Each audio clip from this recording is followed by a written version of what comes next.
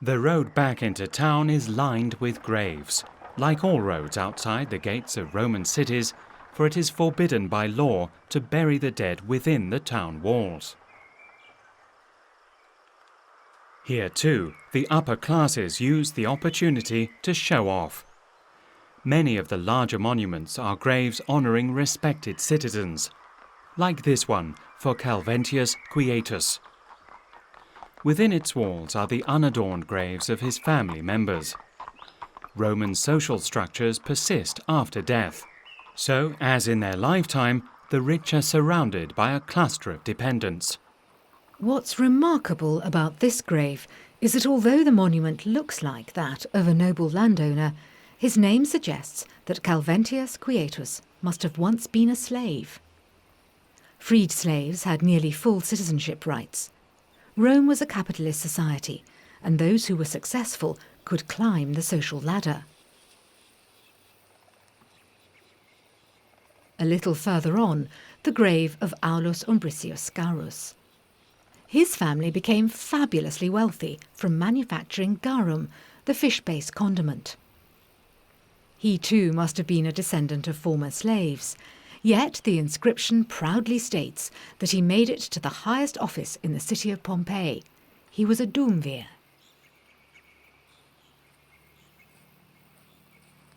The Duumviri Jure Decundo, literally the two men with the authority to pronounce justice, were the two chief magistrates of the community. And this is where they may have pronounced the law, on the podium in the basilica. The great hall on the forum was the venue of court cases, and it was where people came together to discuss business and politics.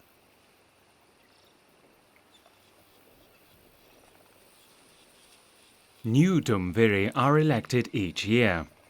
As with most important posts, two office holders exercise their authority jointly, both supporting and monitoring each other. The Duumviri are at the peak of this status-conscious society. They enjoy huge prestige.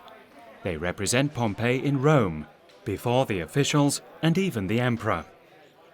The electioneering slogans preserved on walls throughout the city have been a boon to historians. Every year, new names were written over the old ones. By following the layers of paint, it is often possible to say who was who in Pompeian politics in a given year. However, it's unclear how extensive these election campaigns actually were. Pompeii is a small town. Everybody knows everybody. And voters tend to elect the ones they always do, namely the sons of established, influential families, plus a handful of nouveaux riches, who traditional society may scorn, but who can't be excluded. After all, they fulfilled the main requirements for public office, that candidates be adult males who are free-born from a respectable family. And that means they had to be rich. Public posts were generally not lucrative.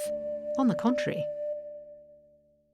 The upper class was expected to and did see it as a duty to show generosity toward the common people and toward the city. Much of what we would see today as the responsibility of the municipal administration was financed by wealthy citizens. You could say it was like the American approach. One of the important duties of the Duumviri was to finance public buildings. For example, the Odeon, a small musical theatre which once had a wooden roof and excellent acoustics, was commissioned by Caius Quinctius Valgus and Marcus Porcius, for which they are lauded on the inscription right next to the architect. Just like today, some projects spiralled out of control. Our old acquaintance, Marcus Holconius Rufus, who was Duumvir 5 times, had the Temple of Apollo enlarged and had to pay a small fortune in damages to a neighbour who sued because the larger temple blocked the sunlight.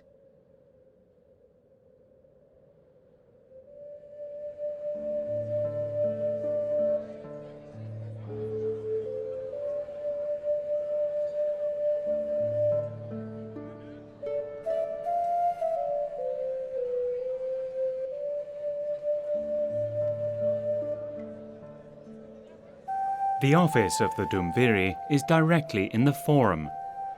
Next to it is the Curia or Council Hall. In the Council of the City Fathers, the Ordo Decurionum, the 100 most important men of the town, make decisions on the budget and taxes. But the daily business is in the hands of a public slave. Another indication of the high status that slaves can achieve in society. However, although freedmen, that is, former slaves, had the right to vote, only free-born Romans could be elected to public office.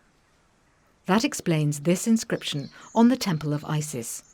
Numerius Popidius Celsinus, it reads, renovated the temple and was accepted out of gratitude into the town council, aged 6 years old. Here an ambitious freedman was ensuring his son's entry into elite society. Next to the Curia, the office belonging to the 2 aediles. They are also elected every year. They are in charge of public order. They maintain the city streets, act as police chiefs, and oversee the markets. Here at the Forum, customers can check for themselves whether the vendors are abiding by the law. The weights and measures are standardized. All public posts were restricted to men. No woman was allowed to run for office. Women had few rights. They were entirely subordinate to their paterfamilias. But as usual, real life was often different from theory. Women ran shops and taverns, some of them owned entire blocks of houses, and although they themselves could not vote, women advertised on posters for the candidates of their choice.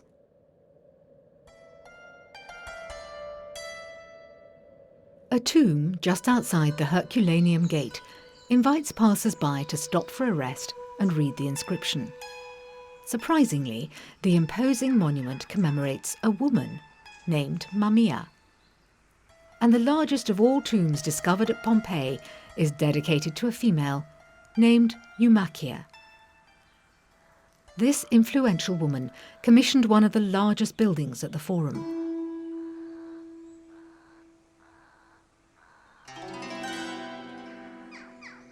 It was the guild house of the fullers, the tradesmen who laundered clothes and washed wool, and they honoured their patroness with a statue.